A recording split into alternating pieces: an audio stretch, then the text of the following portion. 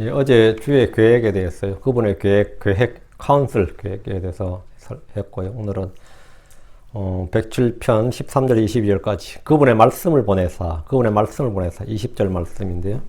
107편 20절에 자신의 말씀을 보내사 이되어 있죠. 같이 한번 읽어봅시다. 자신의 말씀을 보내어 그들을 고치시며 멸망들에서 그들을 건지셨도다. 그분의 말씀을 보내어 그들을 고치시며 그들의 멸망들에서 그들을 건지셨도다. 이렇게 됐죠. 예. 그들의 멸망들에서 그들을 고치셨도다. 그들은 또 빼버렸네. 예. 그래서 그분의 말씀을 보내사, 예. 이 말씀, 하나님께서 우리에게 뭘 보내시는가, 보내신 것들 좀 생각해 봅시다. 그분의 말씀을 보내사 했는데, 잠깐 기도하고 시작합시다. 위대하시고 거룩하신 주 하나님 감사합니다. 이 아침에 또 주의 말씀 듣는 모든 혼들을 복 주시고, 주의 말씀을 보내주시옵소서. 그리고 모든 성도들이 말씀을 마음에 잘 받아서 마음의 보고에 간직하도록 해주시고 마음에 쌓아둘 수 있도록 해주시옵소서. 또 하나님의 말씀을 마음에 숨겨둘 수 있게 하시고 또 이 말씀을 통해서 저희가 새롭게 힘을 얻고 또 권능을 가지고 살아갈 수 있도록 인도해 주시옵소서. 전능자 주 하나님께서 주신 은혜가 큽니다. 그러나 많은 성도들이 이 존귀함 가운데 거하면서 깨닫지 못하는, 그래서 마치 짐승과 같은 그런 사람들, 어리석은 자들이 되었습니다. 아버지 하나님께서 이 교회의 모든 성도들의 모두 지혜로운 자, 명철이 있는 자가 되게 하여 주시옵소서. 거룩한 것을 알고 진리의 지식을 알고 우리 주 예수 그리스도를 아는 그런 성도들, 그리고 이 어둠의 세상에서 빛으로 빛나는 성도들을 해 주시옵소서. 아버지 하나님께서 은혜 베풀어 주시고 등불에 참 그 허리에 등불이 타오르게 하시길 원합니다. 모든 성도들에게 참 힘을 더해 주십시오. 감사드리며 주의 기도합니다. 아멘. 예. 오늘 공부할 말씀은 그분의 말씀을 보내서 합니다. 하나님께서 이 땅에 우리를 위해 보내신 것들이 무엇인지 생각해 보십시오. 하나님 감옥에 갇힌 베드로에게 주의 천사를 보내셔서 그를 건지셨습니다. 하나님 파선한 배에 갇힌 바울에게 하나님의 천사를 보내셨습니다. 주께서 자신의 천사를 보내신 일이 많이 있는데 지금 우리 구원의 상속자들을 섬기라고 보낸 천사들도 있습니다. 하나님은 그분의 아들 예수 그리스도를 이 땅에 보내셨습니다. 요한일서 4장 19절 20절에 하나님께서 그분의 독생자를 세상에 보내서 우리가 그분을 통해 살게 하셨은즉 이것 안에서 하나님의 사랑이 우리를 향해 나타나느니라. 우리가 하나님을 사랑하지 아니하였으나 그분께서 우리를 사랑하시고 자신의 아들을 보내서 우리의 죄들로 인해 화해함으로 삼으셨나니 여기에 사랑이 있느니라. 자신의 독생자를 보내서 자신의 아들을 보내서 이 말씀을 통해서 우리는 주께서 보내신 그분의 아들, 하나님이 보내신 그분의 아들이 있음을 볼 수 있습니다. 그분이 누굽니까? 주 예수 그리스도입니다. 주 예수님은 자신의 아들 예수 그리스도를, 주 하나님은 자신의 아들 예수 그리스도를 이 땅에 보내셔서 여자에게 나게 하시고 율법 아래 있게 하셨습니다. 이는 여자에게서 난 자들, 율법 아래 있는 자들을 구원하기 위해서입니다. 하나님 우리에게 그분의 영을 보내셨습니다. 하나님 우리에게 보내신 것, 그분의 영을 보내셨습니다. 갈라디아 4장 6절에 너희가 아들이므로 하나님께서 자신의 아들의 영을 너희 마음속에 보내서 아바 아버지 하고 부르짖게 하셨느니라. 자신의 아들의 영을 너희 마음속에 보내사 주님을 믿는 자들 안에 성령을 주셨습니다. 성령은 진리의 영이요 우리를 인도하시고 가르치시는 영입니다. 그리스도 영이 없는 사람은 그리스도의 사람이 아닙니다. 하나님 우리에게 보내신 것으로 오늘 우리가 다룰 것은 하나님의 말씀입니다. 말씀을 보내서, 그분의 말씀을 보내서 하나님 그분은 자신의 말씀을 보내셨습니다. 사도행전 13장 26절에 사람들아 형제들아 아브라함의 줄기에 속한 자손들아 너희 가운데 하나님을 누려하는 모든 자들아 그분께서 이 구원의 말씀을 너에게 보내셨거늘, 이 구원의 말씀을 너에게 보내셨다. 말씀을 보내셨다. 주께서 이 땅에 보내신 말씀들이 성경 기록입니다. 이사야 9장 8절에 주께서 야곱에게 말씀을 보내시며 그것이 이스라엘 위에 임하였으므로 주께서 야곱에게 그분의 말씀을 보내심으로 야곱에게 말씀을 보내셨는데 그 말씀이 누구에게 왔습니까? 이스라엘 위에 임하였다. 야곱이 이스라엘입니다. 이스라엘은 야곱이란 이삭의 아들 야곱, 그 한 개인을 말한 그 개인의 이름일 뿐 아니라 그에게서 나온 한 민족, 한 국가의 이름입니다. 야곱 하면 그냥 이스라엘이에요. 이스라엘 하면 그것도 마찬가지고 지금도 국가 이름이 이스라엘이잖아요. 이스라엘 하면 그게 한 민족, 한 국가 이름이다. 하나님이 보내신 것으로 가장 흔한 것은 그분의 종들, 그분의 사역자들입니다. 하나님은 그분의 일꾼들을 세계 곳곳에 보내셨습니다. 자, 마지막으로 살펴볼 것은 하나님께서 이 세상 사람들, 믿지 않는 사람들에도 뭔가 보내신 것이 있습니다. 주님께서 이 믿지 않는 자들, 주님을 거역하고 믿지 않는 자들에게 뭘 보내신 것 같습니까? 하나님 복을 거부하는 사람들에게 보내신 것이 있습니다. 그것은 바로 강한 미혹입니다. 데살로니가 5장 11절에 이런 까닭에 하나님께서 그들에게 강한 미혹을 보내서 그들이 거짓말을 믿게 하시리니, 이 세상에 왜 그렇게 거짓말을 가짜인지 페이크 뉴스가 많고 그걸 사람들이 많이 잘 믿는 것 같습니까? 하나님께서 strong delusion을 보내셨다고요. 스트롱 딜루전을 보내니까 사람들이 전부 다 거짓말을 믿더라는 거죠. 하나님의 말씀을 보내시고 성령을 보내신 것은 뭐죠? 진리를 알게 하고 진리를 믿게 하기 위한 겁니다. 그러면 이 스트롱 딜루전을 보내는 사람들은 뭐 거짓말을 믿게 하는 겁니다. 거짓말을 믿게 하려 하신다. 그러니까 사람들이 전부 다 거짓말을 잘 믿는 거예요. 거짓말을 하면 장사도 잘 돼요. 응? 이 목회도 마찬가지입니다. 거짓말 잘 쳐야 큰 목회를 해요. 아, 이거 미안하네. 거짓말을 잘해야. 거짓말을 잘해요. 어제 제가 어디 길을 가다가 샘물이 내려오면서 은혜교회를 들렸는데, 선물은 처음 봤나 봐. 와, 크다, 그러게. 저거는 뭐 교회가 은혜교회 기도센터인데, 기도센터에서 몇 층 되더라고. 응? 그래가지고, 저런 교회 안을 어떻게 해야 되는지 아냐요. 거짓말을 잘해야 돼요. 간단히. 거짓말을 잘해요. 거짓말도 적당히 하면요, 안 돼요. 하려면 확실하게 해버려야 돼. 이만희 봐. 여러분, 정명석이 이만희 끊는 사람 봐요. 뭐, 박명호, 그거 알아요? 엘리야 복음성교원이라고. 확실하게 해버리잖아요. 그러니까, 뭐, 되는 거죠. 사람들 믿잖아요.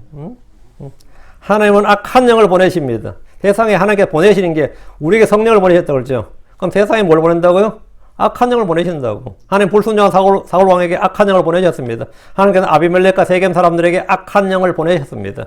하나님께서 아합에게 뭘 보내셨어요? 거짓 대언자와 거짓말을 보내셨어요. 거짓을 믿게 하는 거예요.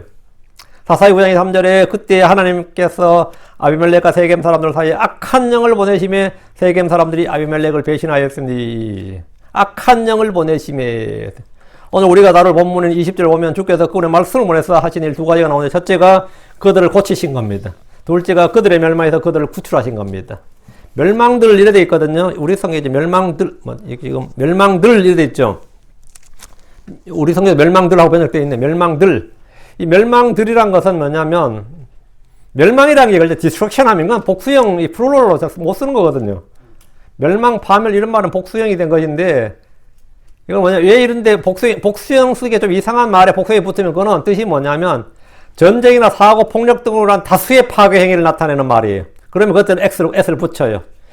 디스트럭션한 파괴인데, 여기서 S를 붙여버리면 그냥 파괴가 아니라 전쟁과 같은 대형사고, 천재지변 같은 폭력, 다수의 파괴 행위가 나타나면 그걸 이제 디스트럭션스 이래요. 예를 들어 전쟁은 많은 건물의 파괴와 인명피해를 초래했습니다. 그 결과 그 지역은 큰 파괴들을 겪었습니다 할 때 파괴들, 멸망들 이렇게 한단 말이죠. 같은 문제에서 이런 같은 문제에서 이제 디스트럭션스 이렇게 S를 사용하는데, 우리말로는 파멸들 또는 멸망들 이렇게 복수형으로 쓰긴 했는데 정확한 의미가 좀 잘 살진 않죠. 여러분이 성경에서 읽을 때 여기서 복수 붙여가 말이 좀 이상하다 싶은 거 있잖아. 그런 거 뜻이 있는데, 자연재해나 전염병이나 전쟁, 대환란 등 엄청난 재난들이 닥칠 때 주님이 말씀을 보내서 그들의 파멸, 그들의 멸망들에서 그들을 구출하신다 이거예요.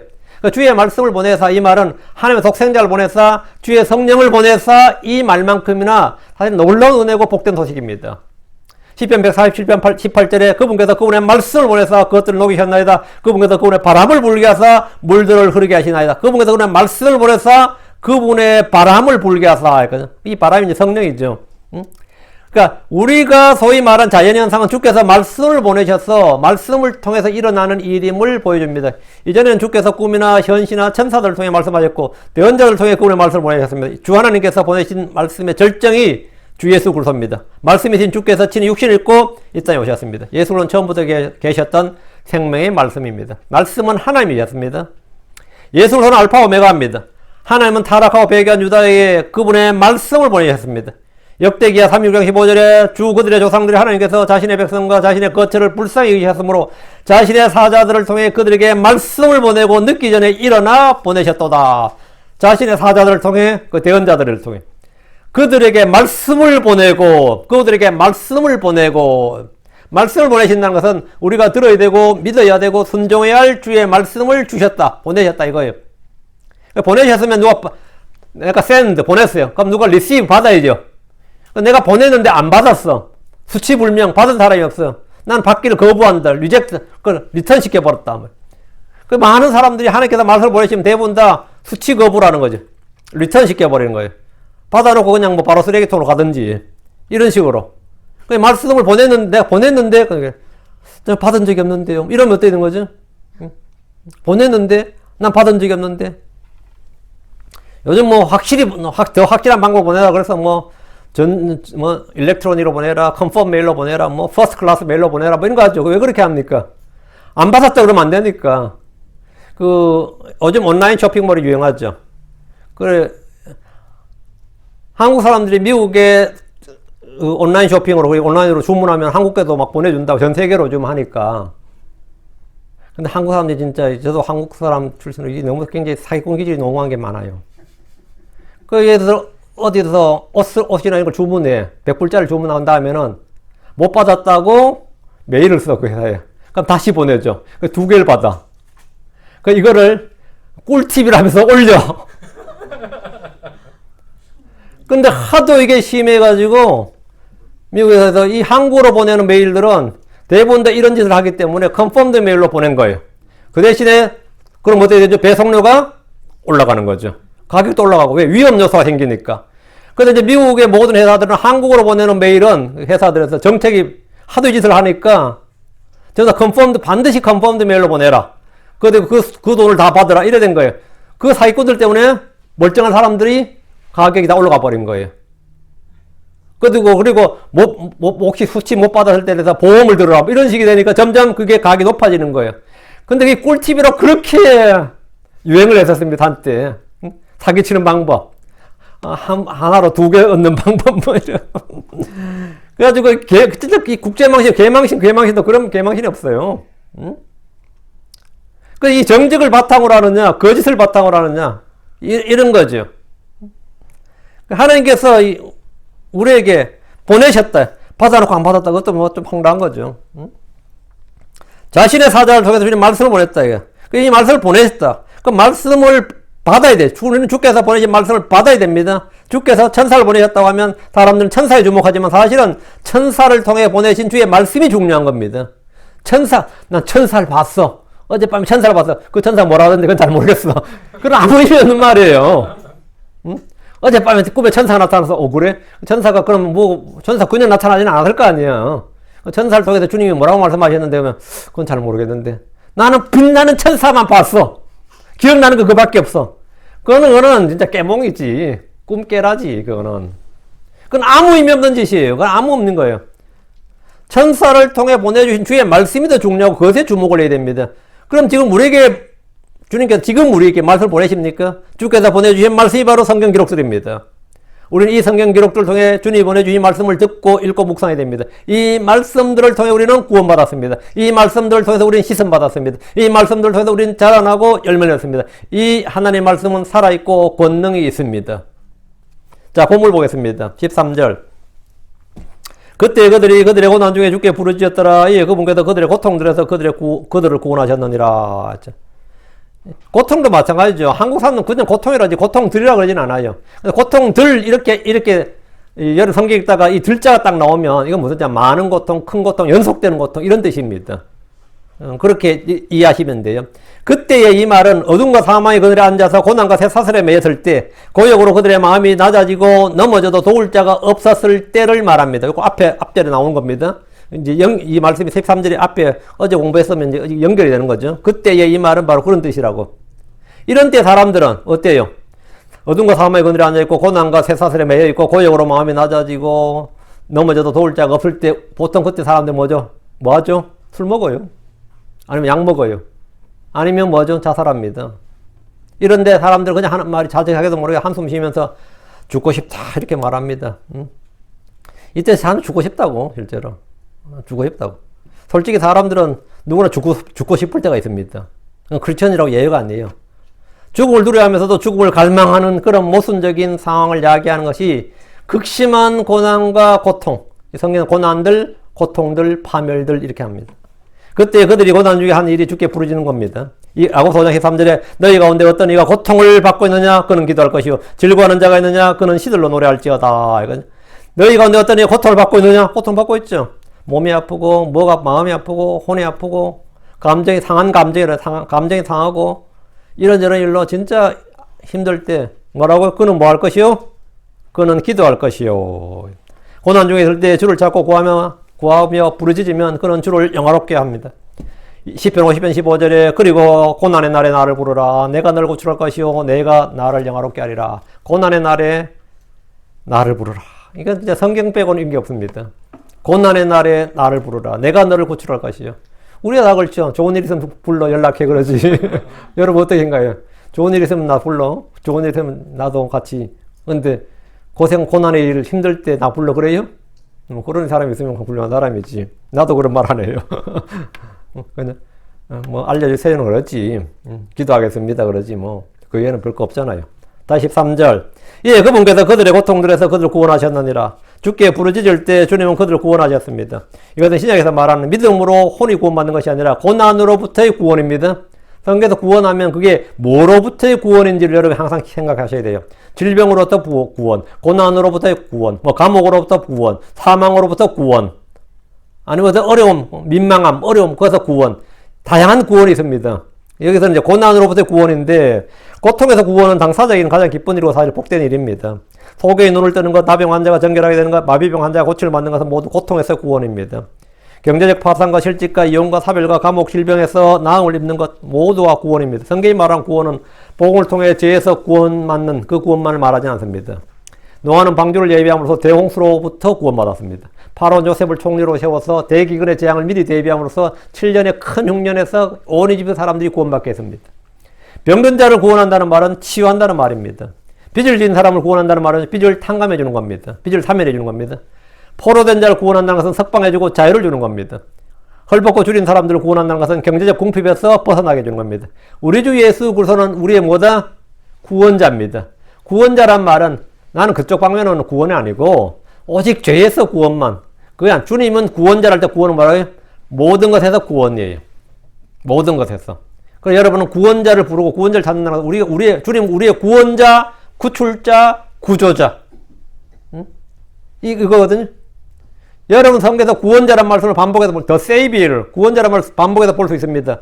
주님 우리의 삶의 모든 방면에서 모든 처지에서 모든 일에서 구원자십니다. 나를 이 상황에 좀 구원해 주십시오. 건져 주십시오. 완전 내가 스떡이 됐어요. 나를 좀 이 트러블에서 나를 좀 구원해 주십시오. 어때요? 되죠? 나를 좀 구출해 주십시오. 14절입니다. 그분께서 그들을 어둠과 사망의 그늘에서 데리고 나오셨으며 또 그들의 결박을 끊으셨도다. 어둠과 사망의 그늘은 주로 속박의 상태를 말합니다. 이집트에서 종된 이스라엘의 모습이나 아시리아의 포로가 된 이스라엘, 바벨론의 포로가 된 유다, 로마 시대 때 모두 그들의 땅에서 쫓겨나 종이 되고 노예로 팔렸을 때의 상황이 어둠의 사망의 그늘에 앉아 있었던 때입니다. 그분께서 데리고 나오셨으며 이것이 구원이고 구출입니다. 과거 역사적 사건을 이미 충분히 다루었습니다. 이 일은 미래 여연적 사건으로 보면 대환란 때 일어날 대환란에서의 구출입니다. 이 땅에 온 땅에 흩어져 있던 이스라엘을 주께서 데리고 나오신다 이 말입니다. 또 그들의 결박을 끊으셨도다. 마귀의 결박이죠. 물론 영적으로 하면 뭐 죄의 사슬, 죄의 결박 이렇게 되는데 또 그들의 결박을 끊으셨도다. 이 말씀을 크리스천들에게 적용하면 뭐 죄의 사슬, 정욕의 속박 같은 것으로 해석합니다. 이 말씀 혼의 속박뿐 아니라 문자 그대로 몸의 속박입니다. 주의 날 용과 짐승은 이스라엘의 남은 자를 속박하고 그들을 죽이려고 합니다. 이방 땅에 사는 유대인들 또한 여러 가지 다양한 속박으로 묶여 있습니다. 법적으로, 정치적으로, 사회적으로, 경제적으로 모두 속박됩니다. 정신적 학대는 기본이고 물리적 학대가 극에 달하게 됩니다. 그들은 그들 위에 놓인 멍에를 결코 벗지 못하며 사슬을 끊지 못합니다. 사도 바울은 복음으로 인해 결박당했고 사슬에 매인 대사였습니다. 의를 선포하던 믿음의 사람들이 대부분 그런 고난을 겪었습니다. 히브리서 11장 36절에 또 다른 이들은 심한 조롱과 채찍일 뿐 아니라 참으로 또한 결박과 옥에 갇히는 시련도 겪었으며 심한 조롱, 채찍 문자 그대로예요. 참으로 또한 결박과 옥에 갇히는 시련도 겪었다. 이 결박을 언제 누가 끊습니까? 재림하신 주 예수님께서 끊어주시는 겁니다. 이것을 영적으로 지금 우리에게 적용한다면 자유와 평안을 해치는 모든 것이 사실 속박입니다. 그게 결박이에요. 많은 성도들이 다양한 결박, 다양한 속박에 매여 있습니다. 나는 자유인이라 하는데 뭔가 마음이 불편하고 뭔가 매여 있어요. 어떤 이는 경제적 독립과 완전한 자유를 원합니다. 돈이 없는 것이 속박이다. 몸이 아픈 게 아픈 몸, 질병이 속박이다. 어떤 사람 가족들이 나의 속박이다. 이런 속박하는 것들이 많습니다. 그러나 우리는 주 예수님으로 인해 완전한 자유와 평안과 기쁨을 누려야 됩니다. 우리는 탐욕의 종이 되거나 쾌락의 종이 되어서 그것을 섬길 필요가 없습니다. 육신의 종이 되어서 육신에 끌려다닐 필요도 없고 육신의 뜻대로 육신의 정욕대로 살 필요도 없고 육신에게 굴복당하지 않아도 됩니다. 사람들의 종이 될 필요도 없고 죄를 섬기는 죄의 종이 될 필요도 없습니다. 세상의 관습이나 썩어질 풍습이나 전통이나 이런 것에 우리가 얽매일 필요도 전혀 없습니다. 여러분 제사, 뭐 세뱃돈 이런 거 전혀 얽매일 필요가 없어요. 응? 세상의 모든 것, 그런 모든 우리를 얽으면 세상의 모든 것을 벗어버리십시오. 어둠의 행위들을 벗어버린 것, 이것이 결박을 끊는 겁니다. 이런 성령의 검, 주의 말씀으로 하나님이 우리 안에서 행하시는 일입니다.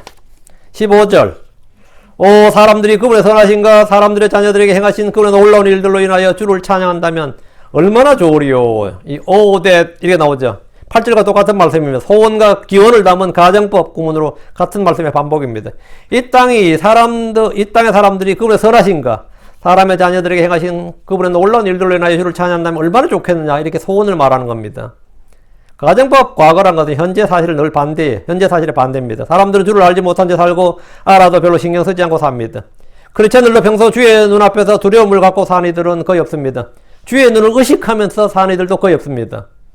덕분에 늘 죄의 법 아래 사로잡혀가고 육신의 정욕대로 삽니다. 늘 패배자로 삽니다. 그분의 선하신가 그분이 나에게 행하신 놀라운 일들로 인하여 주를 찬양한다면 얼마나 좋겠습니까만은 현실은 늘 불평과 불만과 불만족과 염려가 넘칩니다. 늘 이게 뭔가 불안하고 뭔가 이 평안이 없습니다. 여러 가지 일들을 겪으니까요. 16절입니다. 이는 그분께서 논문들을 깨뜨리시며 또 쇠빗장들을 끊으셨음이로다. 이 구절 역사적으로 적용하면 바빌론의 멸망때를 말합니다. 하나는 페르시아의 고레스를 통해 바빌론을 치게 하셨는데 당시 바빌론 성벽에는 노스로 만들어진 문이 100개나 있었다고 합니다. 바빌론 성벽이 너무나 크고 견고해서 페르시아 군대는 포위만 했지 아무것도 할 수가 없었습니다. 그들은 지하수로를 이용해서 침투했는데 그때 수로의 문이 논문이었습니다. 수문의 경비병이 쇠빗장들을 제대로 채워두지 않아서 새벽에 기습적으로 왕국을 침략해서 바빌론을 점령했는데 그때 여러분 다니엘서에 보면 메네 대길 우바르신하고 그 벨사살이 연애 벌여냈죠. 그날 바빌론이 멸망한 날입니다. 그리고 다니엘을 뭐 왕국의 제3인자로 삼고 목에 뭐 금사슬을 걸어주고 뭐 한다니까 다니엘이 뭐라 그래요? 오늘 망하는데 뭔 소리? 그건 왕이나 뭐 하고 그리고 그때 그 다니엘에도 예언하죠. 그게 바로 이거예요. 이사야 45장 2절입니다. 내가 너보다 앞서갈 것이요 또 구부러진 곳들을 곱게 하리라. 내가 논문들을 부숴 산산조각 내며 또 쇠빗장을 끊으리라. 이 말씀이 바로 바빌론 정복전쟁 때 있었던 일입니다. 바빌론의 포로로 잡혀왔던 유대인들은 그 왕국이 멸망한 것을 현장에서 목격을 한 겁니다. 자기들을 포로 잡았던 왕국이 자기들 앞에서 자기들이 살고 있는 거기서 멸망하는 거예요. 그들이 느꼈던 감정이 어땠을 것 같아요? 우리의 성전을 볼 때 우리를 그렇게 죽이고 우리 살아있는 우리는 전부 다 이 땅에 포로 잡았던 바빌론이 페르시아에게 멸망을 당하는 걸 보는 거예요. 기분 좋겠어요? 나쁘겠어요? 한번 생각해봐요. 아침 일어나니까 간밤에 왕국이 점령되고 끝났다는 거예요. 그리고 제국이 바뀌어버린 거예요. 근데 페르시아는 유대인들을 엄청나게 잘 대해줬습니다. 페르시아는 뭐 유대인들을 하나님의 백성이라 그러고 성전 지으라고 돈 주고 돌아가라 그러고 일을 지키면 다 일당을 다 지급하고 이 페르시아 사람들이 왜 그랬냐면 우월의식이 있었어요. 히브리인들은 유대교죠. 하나님 믿는데 페르시아 사람들은 조라스트교입니다. 근데 이 조라스트교가 장난이 었어요. 조라스트교가 이 빛을 숭상하는 종교인데 이 조라스트교가 자기들이 믿는 믿음이 최고 우월하다고 생각했습니다. 그래서 이 히브리인들한테 열등감이 전혀 없었어요. 그 히브리인들을 대할 때 아주 그냥 그들이 믿으라고 전혀 그런 게 없었고 또 그때 다니엘이 그때 다니엘이 살아 있었습니다. 다니엘의 성격을 펴가지고 이거는 다니엘의 성격을 펴 이건 탈무드에 나온 이야기예요. 이 정사 여기는 안 나오고 다니엘이 다니엘이 이사야 살펴가지고 고레스라는 이름이 나오죠. 사이러스. 고레스라는 별에서 당신의 이름이 성경에 나온다고. 응? 당신의 이름이 성경에 나온다. 그래 고레스가 얼마나 감동스러워. 내 이름이 이들의 성경에 나온다 이거야. 그리고 할 일이 나온다고. 끝났지 뭐. 응? 그래가지고 이스라엘을 점령하고 정복한 왕이 이스라엘을 잘 대해준 두 명의 왕이 고레스는 물론 이스라엘 점령이 아니라 이제 바빌론 점령에서 이제 그 속에 유대인들이 있으니까 고레스와 알렉산더였어요. 알렉산더도 마찬가지였습니다. 알렉산더한테는 이 대제사장이 나와서 알렉산더가 유대로 들어올 때 당신의 이름이 여기 있다 해가지고 다니엘 펴준 거예요. 알렉산더는 이름은 없어요. 근데 알렉산더가 누군지는 거기 나와요. 그 알렉산더도 뭐 기분 좋아가지고 뭐 아주 잘 대해줬죠. 응? 그래서 우리는 너희의 종교를 건드리지 않는다. 이렇게 딱 선언을 해준 그런 왕이었죠. 예. 이게 어쨌든 간에 이렇게 해서 이 멸망하는 현장에서 봤는데 페르시아의 제국의 등장과 더불어 그들은 대언자 예레미야를 통해서 말씀하신 70년을 채우고 해방을 맞았습니다. 이것을 영적으로 우리에게 적용하면 우리를 읽으면 죄와 정욕들, 이 세상 염려와 탐심, 쾌락이 바로 논문들이고 셰빗장들입니다. 어떤 사람도 나는 죄를 깨뜨렸다고 하지 못합니다. 나는 죄를 이겼다, 죄를 정복했다 이런 사람 없어요. 죄의 권능이 나를 사로잡아갑니다. 죄의 정욕이 나를 사로잡고 나를 속여요. 육신을 죽였다, 자아는 죽었다고 말할 수가 없습니다. 우리의 논문들, 제비장들을 깨뜨리고 부수신 분은 주 하나님이십니다. 그분이 육신을 입고 이 땅에 사람으로 오셔서 십자가를 통해 죄와 사망의 법, 율법의 속박, 세상의 정욕들을 모두 깨뜨리셨습니다. 나의 옛사람 육신을 십자가에 처리하셨고 벗겨내셨습니다. 이것이 손으로 하지 않는 할례, 즉 그리스도의 할례입니다. 17절입니다. 어리석은 자들은 그들의 범법과 불법들로 인하여 고난을 받느니라. 어리석은 자들이 누구냐? 성경이 말하는 어리석은 자 누굽니까? 하나님 없다고 하는 자가 어리석은 자입니다. 주의 말씀을 믿지 않는 자입니다. 깨닫지 못하는 자가 어리석은 자입니다. 거짓말하는 입술로 마음을 감추는 자와 헐뜯는 말을 내는 자가 어리석은 자입니다. 말씀을 듣기만 하고 행하지 않는 자는 어리석은 자입니다. 뿌리지 않는 데서 거두고자 하는 자도 어리석은 자입니다. 등불을 가져가면서 기름을 함께 가져가지 않는 사람도 어리석은 자고요. 지갑은 가져가고 돈은 안 가져간 사람, 뭐 똑같은 거죠. 등은 가져가고 기름 안 가져간 사람. 겉을 깨끗하게 하면서 속은 더러움과 감히 가져간 사람도 어리석은 자입니다. 부활을 믿지 않는 자도 어리석은 자입니다. 그런 건 없다. 부활 같은 건 없다. 이건 어리석은 자예요. 자기를 자랑하는 자는 어리석은 자입니다. 우리는 어리석은 자들이 아니라 지혜로운 자로서 조심스럽게 걸어야 됩니다. 어리석은 자들은 그들의 범법과 불법들로 인해 고난을 받습니다. 지혜로운 자는 의로 인해 고난을 받습니다. 고난 받는 건 똑같아요. 네. 한쪽은 죄로 인해 고난을 받고 하나는 의로 인해 고난을 받습니다. 잘 행하다가 고난을 받는 자는 행복한 자고 주님의 뜻대로 받는 고난입니다.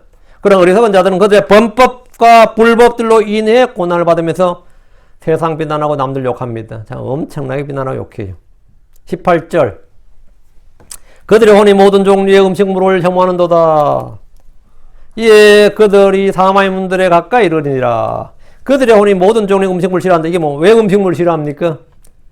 먹을 수 없는 상태, 거의 죽음에 이른 상태 이런 겁니다. 이때는 음식이 부담이 돼요. 음식이 약이 되고 힘이 되는 게 아니라 음식이 부담이 된다고. 사람이 죽을 때가 되면 뭐가 끊어진다고 그러죠? 곡기가 끊어진다고 그러죠. 전도서 12장 5절에 나옵니다. 또한 그들이 높은 곳을 무서워하며 두려움들이 길에 있고 아몬드 나무가 무성하며 메뚜기가 짐이 되고, 여기 봐.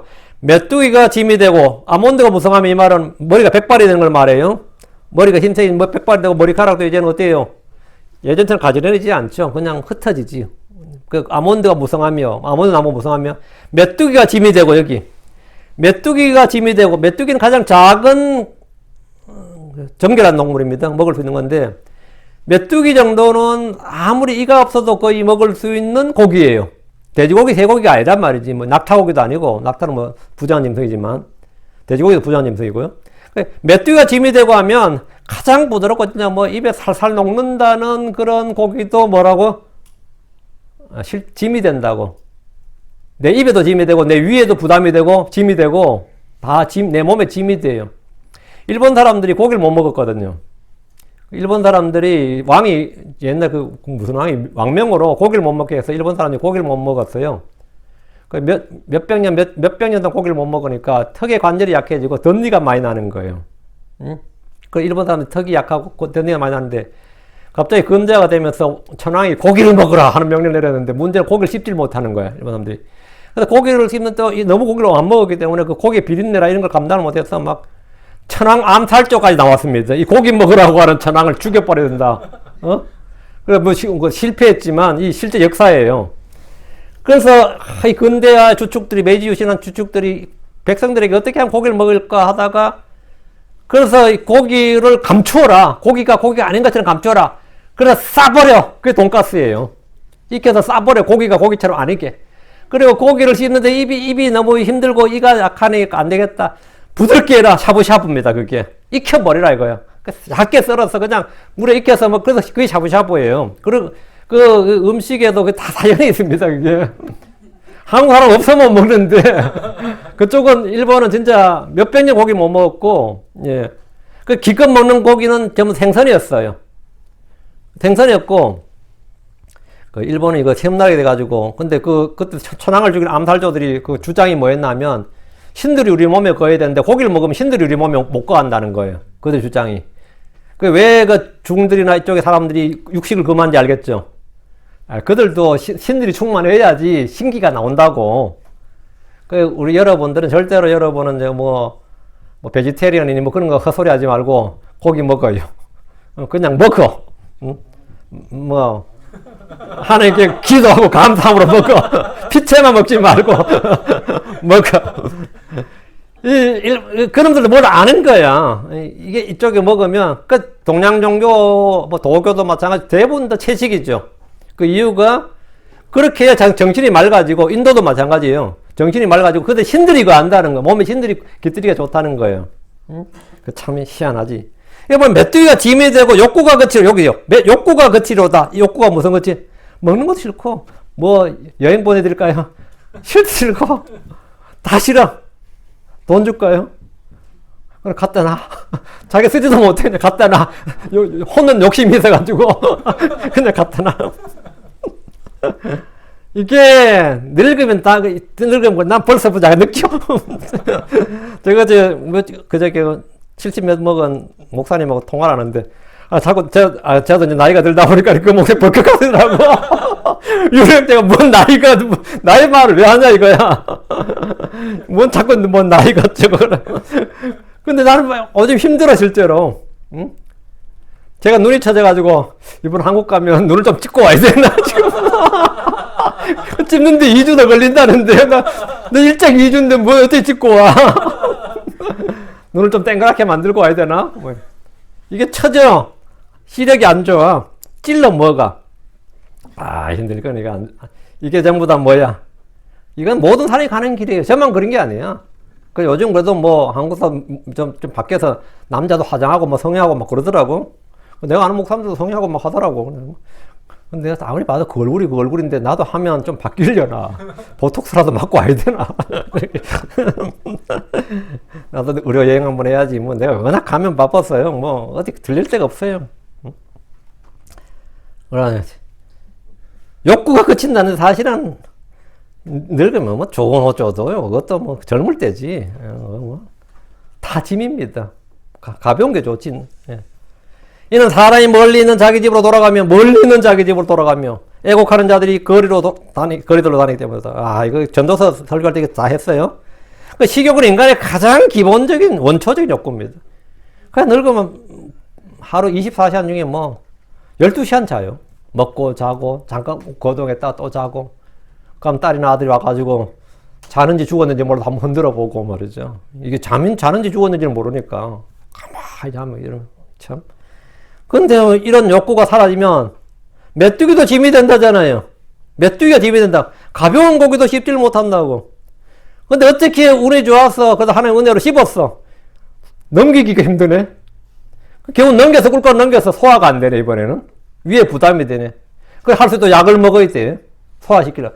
또 탄산음료 마시고 겨우 소화시켜 놓으면 이번 화장실 앉으면 안 나오네 또 이게.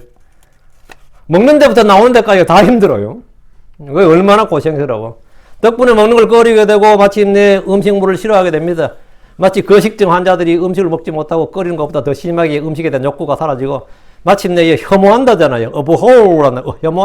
혐오하게 되면 그의 죽음이 가까이 이른 겁니다. 그럼 18절에 이에 그들이 사망의 문들에 가까이 이르느니라.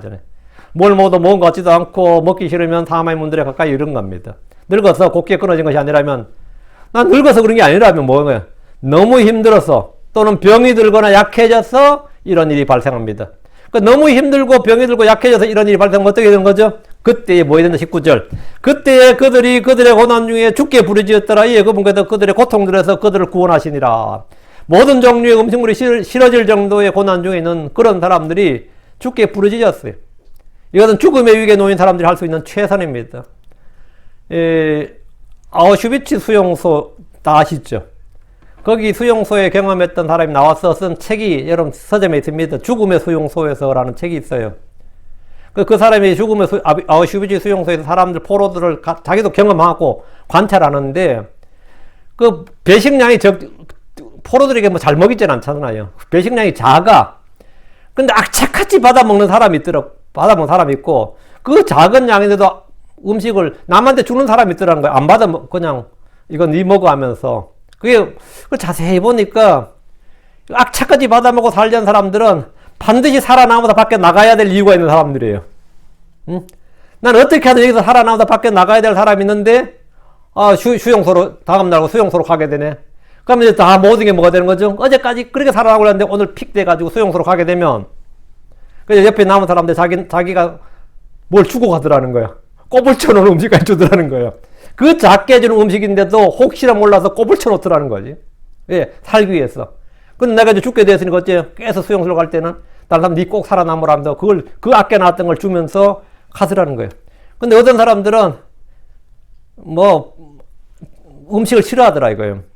그 사람들은 밖에 나갈 이유도 없고 소망도 없고 한 사람들은 그게 아주 상세하게 그게 디테일하게 묘사가 돼 있어요. 사람의 그 심리와 그들 상황을. 자기도 경험했어요. 그 죽음의 수용소를 책 보면.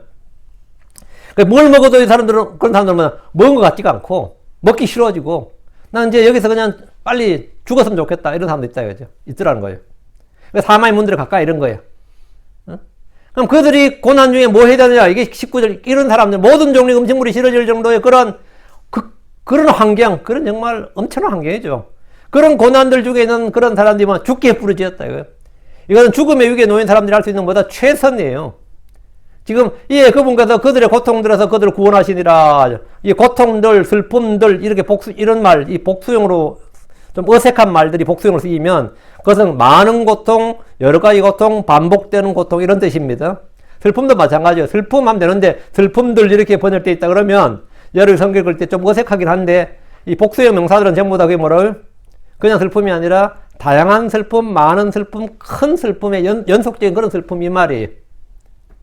주께서 그들의 고통들, 그 많은 고통들, 큰 고통들에서 그들을 구원하셨다. 고난에서의 고출 구원은 현대사에서 우리가 겪는 실제적인 삶의 문제입니다. 이건 실제적인 삶의 문제예요. 20절. 그분께서 그분의 말씀을 보내서 그들을 고치셨으며 또 그들의 멸망들에서 그들을 구출하셨도다. 저는 사람 연약함을 잘 압니다. 피하고 싶으면 피할 수밖에 없어요. 이게 우리가 옆에서 믿음으로 이기십시오 그러면 그런 말이 할 수 있지. 그거는 진짜 상황을 모르는 사람이 상황이고 그 한계 상황이었단 말이죠. 그러니까 주님께서 그들의 그 많은 고통, 큰 고통, 그 극심한 고난 이럴 때 그 고난의 구출은 뭐냐? 그 구원은 뭐냐? 현대에서 우리가 겪는 실제적인 삶의 문제다 이거죠. 도박빚에 허덕이는 사람들. 근데 그 사람 크리스천이거든요. 근데 왜 도박을 왜 했는 거예요? 그건 난 몰라. 근데 도박에서 허덕이는데 자기 집안만 망치는 게 아니라 자기 집만 망치는 게 아니라 형제들까지 다 막 망치는 거예요. 그러다가 야 그런 식구 하나 있으면 진짜 집안 풍비박산 납니다. 응? 도박, 알코올, 마약 뭐 다 마찬가지죠. 죄는 뭔가를 파멸시켜요. 응? 근데 내가 여기서 뭘 받아야 된다고? 구원받아야 돼요. 구출받아야 돼요. 이건 실제적인 부분이에요. 여러분 간절히 기도해야 됩니다. 그럼 주님이 어떻게 구출하시느냐? 그게 20절이에요. 이건 지금 삶의 문제, 이게 교리적 문제 아니에요. 삶의 문제예요. 그분께서 그분의 말씀을 보내서 그들을 고치셨으며 또 그들의 멸망들에서 그들을 구출하셨도다. 이거 20절 할렐루야지. 이게 아멘이 할렐루야 아멘이지. 예, 멸망들 날 때 멸망들은 더 큰 파멸 멸망인데 주 하나님께서 그분의 말씀을 보내셔서 그들을 고치셨다고. 이 말은 그들이 지금 겪는 고통이 극심한 아픔과 질병과 식욕이 끊어질 정도의 그런 중병에 걸렸다는 사실을 말해줍니다. 그런 환경에 있었다고요. 주께서 그들의 말씀을 보내서 그들을 고치셨다는 것은 오늘 은사주의자들이 들으면 좀 놀라면서 거부할 겁니다. 그들은 안수에서 고치고 방광기도 하면서 고치고 사람들 때리면서 고친 게 뭔지 알아요? 안찰입니다. 안찰할 때 그 찰이 때리는 겁니다. 바알의 대언자들이 막 때리잖아. 그죠? 치면서. 그리고 엘리사에게 왔던 그 나아만 장군도 자기를 때리면서 고쳐줄 줄 알았다잖아요. 그 말은 뭐죠? 안찰이에요. LA 어떤 분은 안찰기도 잘한다 유명한 사람이 있는데 거기 가면 여러 전신이 몇 시간 구타당합니다. 진짜 구타당해요. 엄청 팹니다. 근데 의사에게 또 간증들이 있어. 나았대. 이거 진짜 환장하네. 나았다는 거야 이게. 그게 또 가는 거예요. 나왔다잖아. 가면 지금 그분, 어떤 기독교 잡지 간증로 나왔던데, 4시간 패했대. 자기 여동생을. 4시간을 패했더니만, 여동생이 두드려 맞다. 난 맞아서 죽는 줄 알았는데, 문제 4시간 만에 나왔대. 나 진짜. 그게 안찰기도예요. 아주 유명하더라고. 지금 돌아가셨겠지. 예전에 봤는데. 사람을 때리면서 고치거나, 다음에 성령의 불이 내려와서 고친다고 주장을 합니다. 근데 성경은 뭐라고 그러죠? 예. 주께서 그들 고치시는 방법보다 그분의 말씀을 보내사입니다. 주님이 사람을 구원하는 방법보다 말씀을 보내시는 겁니다. 우리가 다시 태어난 것은 하나님의 말씀으로 된 겁니다. 우리가 씻음 받는 것도 주의 말씀으로 되는 겁니다. 우리가 사는 것도 하나님의 말씀, 하나님 입에서 사는 모든 말씀으로 사는 겁니다. 그 마태복음 4장 4절에 기록된 바 사람이 빵으로 살 것이 아니라 하나님 입에서 나오는 모든 말씀으로 사느니라, 할 것이라 했잖아요. 주께서 마귀들 내쫓으신 것도 말씀으로 하신 일입니다. 마태복음 8장 16절에 저녁이 되면 그들이 마귀들이 많은 자를 그분께 데려오거든 그분께서 자신의 말씀으로 그 영들을 내쫓으시고 말씀으로 그 영들을 내쫓으시고 병든 모든 자를 고쳐주시니 마귀를 내쫓고 병든 자를 뭘로 고쳤다고요? 그분께서 자신의 뭐로? 말씀으로. 이는 복음서에도 마찬가지잖아요. 자부터 주님께서 말씀으로 고치잖아요. 믿음도 말씀으로 옵니다. 세상과 그 안에 있는 모든 것들도 주의 말씀으로 만들어진 겁니다. 전에 있던 하늘들도 하나님의 말씀으로 지어졌고 지금 있는 하늘들과 땅도 같은 말씀으로 보관하시고 간직하십니다. 그렇다면 말씀을 보내서 병을 고치신 일은 주님께서 일하시는 방법이다. 위로의 말씀을 받으면 상처난 영, 상한 마음이 치유받습니다. 권능의 말씀을 받으면 심약한 영, 지치고 낙심한 혼이 힘을 얻습니다. 생명의 말씀을 받으면 죽은 것 같은 혼이 회생합니다. 순수한 말씀을 받으면 더러운 마음, 양심이 깨끗하게 씻겨집니다. 살아있고 권능 있는 주의 말씀을 받으면 사람은 변화를 받습니다. 여러분이 말씀을 받으면 뭔가가 일어나요. 하나님의 말씀을 받으면 뭔가 일어난다고. 다른 거 필요 없어. 말씀을 받아야 돼. 말씀이 임하기를 늘 원합니다. 말씀이 임하기를. 여러분에게 어떤 말씀이 빛처럼 임하면 여러분은 반드시 변화가 일어납니다. 반드시 변화가 일어나요. 그래서 좋은 군사로서 마귀가 세상과 죄와 육신을 대적하여 싸워 승리하는 전사. 하나님의 말씀을 받으면 승리한 자가 됩니다. 학문 없는 무식한 자라도 깨닫는 마음, 지혜로운 마음을 갖게 됩니다. 주의 말씀이 주는 역할과 기능은 말로 다 할 수가 없습니다. 주님이 말씀을 보내셨다는 것은 메시지를 전달했다는 것이 아닙니다. 메시지가 전달됐다는 건 그게 아니에요. 우리 안에 영이신 그분 자신을 보내신 겁니다. 주의 말씀은 영입니다. 그래서 요한복음 63절에 It is spirit that quickens. quicken이 뭐지? 되살리는 거예요. 살리는 것은 영이니라. It is that 하면 강조용법이에요. It is the spirit that quickens. 내가 너에게 이런 말들이 영이요 생명이니라. 주의 말씀이 영이요 생명이다. 그 말씀이 우리를 살리다. 영은 살리는 것이요. 이 말씀대로 말씀은 죽은 자를 소생케 되살리는 겁니다. quickering spirit이라지. quickering spirit. 내 말들, my word. 내 말들이 영이요 spirit, 생명이니라. 다시 20절입니다. 그분께서 그분의 말씀을 보내서 그들을 고치셨으며 또 그들의 멸망돼서 그들을 구출하셨도다. 본문에서 말씀이 하는 또 한 가지는 또 그들의 멸망들에서 그들을 구출하셨다. 주께서 말씀을 보내서 그들을 멸망들에서 구출하셨습니다. 멸망들이란 말씀이 주목. 영어나 한글에서 복수형을 쓸 수 없는 단어들이 있습니다. 셀 수 없는 단어들. 카운터블에는 플루럴이 되죠. 근데 카운터블이 안 돼. 언카운터블은 UC라 그래요. 그거는 셀 수 없는 불가산 명사는 복수형을 쓰지 않습니다. 예를 들어 money 이거는 뭐죠? 돈들이 복수형이 없어요. money 이런 건 없어요. money는 복수형이 없습니다. 물이면 물이지 워터인데 물은 한 컵, 한 바가지 이런 건 있지만 물들이란 건 없어요. 근데 실제로 쓰인다고. 근데 실제로 워터를 쓰는 단어가 있어요. 그럼 이것은 많은 물, 바다를 뜻합니다. 샌드는 모래입니다. 근데 샌드, S부터 샌드 하면 그건 사막이 돼요. 사막이 되는 겁니다. 이런 식으로 멸망을, destruction 한데 멸망들 이렇게 하면 그것은 많은 멸망, 다양한 멸망, 큰 멸망 같은 큰 재앙이나 재해나 전쟁이나 천재지병 같은 그런 멸망과 파괴를 뜻하는 말이 됩니다. 좀 어색하더라도 여러분 성경에서 이런 말들이 나오면 뭐 자꾸 이 흠정역에도 학점이 한국말을 자연스럽게 한다고 복수형을 붙여야 되는 많은 단어를 안 붙였어요. 슬픔이지 슬픔들이냐, 고통이지 고통들이냐, 고난이면 고난들을 붙였더라. 멸망이지 mer망들이냐 이런 거 할 때 왜 이 단복수의 원칙이 있어야 됩니다. 우리가 이 S가 붙으면 좀 어색해. 근데 원칙이 있어. 이 붙으면 뭐가 된다고요? 그건 엄청난 다양한 연속적인 파멸, 파괴, 고통, 어려움, 슬픔 이렇게 된 거예요. 이런 의미를 아시고 이제 성경을 읽고 공부하시면 좀 이해하는 데 큰 도움이 될 겁니다. 저도 예전에 한국말에 단복수 없는 단어들이 많아서 복수하면 읽힘성에 문제가 있다고 생각해서 그냥 단수형으로 처리한 적이 많았는데 모두 제대로 정확히 표기할 필요가 있다고 생각하고 판단합니다. 주님은 그들의 말씀을 보내서 그들을 고치셨고 그들의 멸망들에서 그들을 구출하려 합니다. 대환란 때 고난받는 성도들을 생각해 보십시오. 연속되는 큰 재앙들에서 엄청난 파괴와 멸망이 일어납니다. 이런 재앙의 멸망에서 주께서 우리를 건지셨다 이 말입니다. 주께서 이 땅을 심판하는 천사에게 칼을 거두라 말씀하시면 그 즉시 재앙이 그치게 됩니다. 이스라엘에서 이런 일이 있었습니다. 역대상 21장 21절에 주께서 그 천사에게 명령하시며 그가 다시 자기 칼을 칼집에 꽂았더라. 그래서 재앙이 그친 거예요. 주께서 말씀을 보내시면 누구나 멸망들에서 구출이 되는 겁니다. 21절 오 사람들이 그분의 선하신가 사람들의 자녀들이 행하신 그분의 놀라운 일들로 인하여 주를 찬양한다면 얼마나 좋으리요. 지금 세 번째 이 말씀이 이 구절이 앞에서 8절 5절 15절 21절 이렇게 계속 반복되는데 같은 단어 같은 구절이 반복되면 그 뭐죠? 강조입니다. 강조.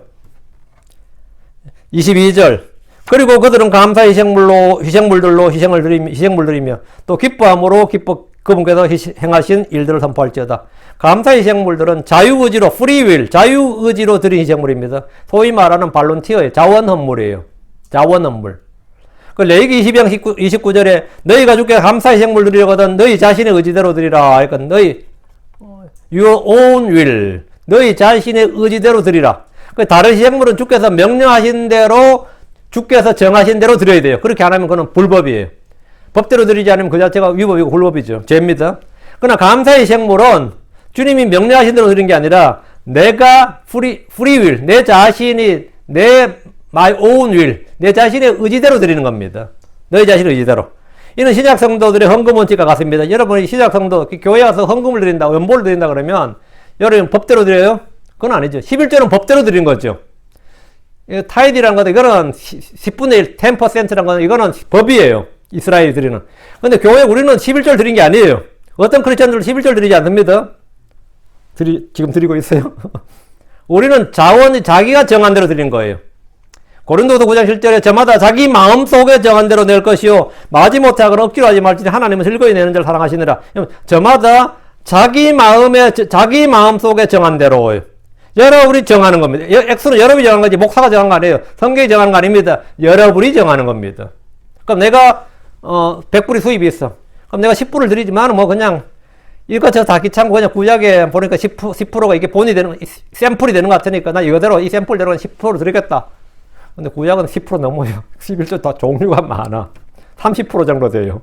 30%가 넘습니다. 이런. 그러니까 그게 그냥 나는 10%. 그럼 뭐 됐어 오케이. 난 10% 플러스 알파. 그거 됐어 오케이. 난 그만큼은 도저히 안 되고 지원 사정상. 그러면 내 애 학원도 보내야 되고 뭐도 해야 되고 이거 도저히 안 된다. 그럼 그게 못하는 거지. 그 자기 사정에 맞춰서 자기 마음속에 정한 대로 내는 겁니다. 억지로 하지 말고 마지못해 하지 말고 이 마음 문제 이거는. 마지못해 억지로 이거 다 마음의 문제죠. 하나님 즐거이 내는 자의 cheerful giver인데 즐거이 이것도 마음의 문제입니다. 크리스천들이 헌금을 내는 것은 11조와 같은 율법의 개념이 아니라 감사 희생물과 같은 겁니다. 헌금 자마자 자기 마음속에 정한 대로 자기 원해서 하되 그냥 마지못해 억지로 하지 말라. 감사 헌물은 자원해서 그렇게 기쁨을 하는 겁니다. 다시 22절 또 기뻐함으로 그분께서 행하신 일들을 선포할지어다. 우리가 할 일은 주께서 행하신 일들을 선포하는 그리스도의 증인들입니다. 우리는 주께 고난들이 참 일단 주께 부르짖어 기도하고 다음에는 이렇게 구약의 유대인들은 민족들의 신들 중에 이스라엘이 유일하신 이스라엘의 하나님만의 유일하신 참 하나님이라는 사실을 증언하는 증인들이었습니다. 그들이 여호와의 증인들입니다. 그는 주의 백성으로서 주의 법을 지키며 살면서 이교도들과 분리된 거룩한 삶을 살면서 그 자체로 주 하나님을 증언하게 됩니다. 그래서 우리는 모압의 신, 암몬의 신, 그나스, 바알 이런 신들, 이집트의 신들, 로마의 신들, 바벨론의 신들 다 필요 없고 이스라엘의 신이 참 하나님이다. 이거를 자기들이 살면서 몇백 년, 몇천 년에 걸쳐서 입증을 해야 돼. 보여줘야 된다고. 그래서 그들이 여호와의 증인이에요. 그래서 어느 신이 참 하나님인가? 어느 민족의 신이 하늘과 땅을 창조한 하나님인지를 유대인들이 보여주고 입증하도록 주님은 그들을 부르시고 나라를 세우셨습니다.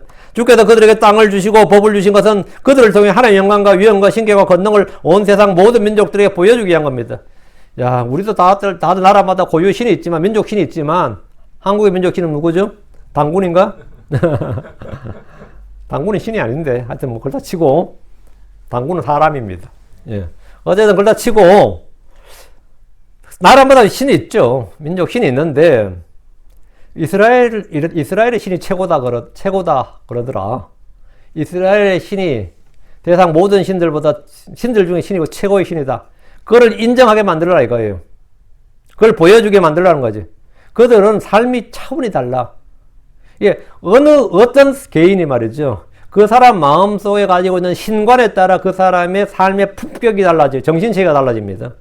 내가 갖고 있는 신이 좀 저급하면, 내 신관이 저급하면 그 사람의 가치관이나 삶의 모든 생활 방식도 굉장히 저급해져요. 내가 믿는 신이 거룩하고 어렵고 아주 이 수준이 높아. 그러면 당연히 그 정신세계도 수준이 높아요. 여러분이 크리스천으로서 이 그리스도, 이 복음의 세계, 하나님의 말씀이 주는 이 세계에 여러분이 자꾸 접하면 여러분의 그 정신세계도 당연히 이 뭐 불교나 무슬림, 어느 다른 종교들 다 많잖아요. 그런 것보다 당연히 현격한 차이를 보이게 됩니다. 그건 당연한 거예요. 근데 이스라엘이 주의 법을 버림으로써 주 하나의 영광과 거룩한 이름을 모독받게 했고, 오히려 이 교도들이 이스라엘 신은 우리보다 못하네, 이래 된 겁니다. 그러니까 페르시아의 고레스 같은 사람이 뭐 유대인들이 포로로 잡혀온 민족들의 신을 조라스트교보다 높이진 않겠죠. 조라스트는 신 이름이 아니고 조라스트는 그들 신의 그들의 대언자입니다. 그들의 예언자예요. 조라스트라는 사람은 이제 유대교로 치면 모세격이에요. 그렇게 된 거예요. 그러니까 뭐 바벨론도 마찬가지죠. 우리가 이겼는데, 아시리아도 우리가 이겼는데 뭐 그들 피해자들의 신을 섬길 일은 없잖아요. 그러니까 이스라엘은 완전히 하나님의 영광을 어떻게 한 거예요? 망쳐버린 거죠. 그 하나님의 이름이 오히려 이교도들 사이에, 이방인들 사이에 모독을 받게 됐다고요. 신약에서 크리스천들은, 이 그리스도의 교회는 말이죠. 주 예수님께서 행하신 일들을 선포하고 그분이 참 하나님심을 증언하고 알려줘야 됩니다. 우리는 뭐 공자나 맹자나 뭐 소크라테스나 뭐 누구 석가모니나 이런 뭐 위대한 사람들이 많죠. 위대한 사람들이 많은데 다 쓸데없는 소리고, 예수가 뭐다? 캡틴이야. 예수가 이거다. 참이다. 그거 다 짜가다. 이걸 보여줘야 되는 사람들이 크리스천들이에요. 그럼 그들 입장에서는 이놈들이 얼마나 믿겠어요. 그리고 우리는 난 미움을 받는 겁니다. 세상에서. 응? 그래서 크리스천은 자동으로 우리 주 예수님이 진짜고 나머지는 다 가짜다. 이런 걸 보여주고 증언하려고 입증하고 설득하려고 그러고 논쟁하고 이러면 어떻게 되는 거죠? 당연히 미움을 받는 거예요. 당연한 겁니다. 근데 나는 난 네 종교도 뭐 존중해 이러면은 미움은 안 받겠지. 응? 난 네 종교 존중해. 근데 우리는 그럴 수가 있는 사람들이 아니에요. 우리가 믿는 그 예수님은, 사실 우리가 믿는 예수님은 하나님이시오 이러니거든. 사람이 아니라 원래 그분이 처음부터 하나님이셨던 분이야. 뭐 이렇게 증언한다고. 그를 보여주기 위해서 하나님께서 세우신 이 땅의 유일한 기관이 뭐냐? 교회입니다. 그 일을 하도록 부름받은 사람들이 크리스천들이에요. 그 예수 그리스도가 누구시고 그분께서 행하신 일들이 무엇인지를 선포하는 것이 그게 복음 선포입니다. 여러분이 누구에게 복음을 선포한다는 것은 어려운 일이 아닙니다. 예수가 누군지를 말해주는 거예요. 예수님 우리 위해서 행하신 일이 무엇인지를 말해주는 겁니다. 그걸 하면 여러분이 복음 전한 겁니다. 그게 여러분이 복음 전한 거예요. 저와 여러분이 늘 해야 될 일입니다. 혹시 교회 다니세요 그러면 다닌다고 하는 사람 많아요. 예수님이 누구세요 그러면 뭐 하나님 아들입니다. 그리스도입니다. 뭐 이런 분이 많아요. 실제로 뭐 그 정도에서 그러고 이야기 빨리 끝내려고 하지 대부분 다 뭐 더 이상 지속되기는 원치 않아요. 크리스천들이 예수 이야기하는 걸 꺼린다고. 오늘날 시대가 이상하게. 혹시 예수가 하나님이라는 말씀을 아십니까? 이러면은 그때부터 사정이 좀 심각해집니다. 예수가 하나님이라는 사실을 아십니까? 예수님은 true가 참 하나님이신데 예수님이 참 하나님이라는 사실을 아십니까? 하나님이 육신이 오신 분이 하나님, 그 예수님입니다. 하나님께서 육신 안에 나타나신 분, 그게 바로 예수님입니다. 이게 여기서부터 증언이 되는 겁니다. 이게 위트니 증언이 돼요. 그분이 참 하나님이라는 사실을 아십니까? 이거부터. 예수가 누구라고 행하느냐? 슈퍼스타라고 하면 안 되겠죠. 민중의 혁명가 그런 건 아니잖아요. 예수님이 누구신가? 여기서부터 시작되는 겁니다. 그 예수님이 나를 위해서 무엇을 하셨는가? 우리를 위해서 무엇을 하셨는가를 여러분이 성경 기록을 가지고 말해주면 그 여러분이 Witness of Christ. 여러분이 그리스도의 증인이 되는 겁니다. 그 일을 하면 여러분은 반드시 뭐 했다? 주님으로부터 리워드가 있다. 세상에서 미움을 받습니다. 세상에서는 당연히 미움도 받고 이래저래 눈치도 보이고 눈총도 받겠지만 여러분 해야 될 일이고, 여러분은 그런 일을 할 때 여러분 속에 기쁨이 차오르고 평안이 차오른다고 알게 될 겁니다. 처음엔 좀 당황스러울지 몰라도 한 번 해보고 두 번 해보면 그게 놀라워요. 이 하나님께 성령이 내 마음을 다스리고 나를 인도하신다는 걸 알게 됩니다. 해보세요. 한번 해보세요. 여러분의 삶이 달라집니다. 기도하겠습니다. 그분의 말씀을 보내사 하나님께서 여러분 속에 말씀을 보내주시길 바랍니다. 늘 말씀을 듣게 해주시고 그 말씀을 보내주셔서 여러분이 그 말씀을 은혜로 받으시기 바랍니다.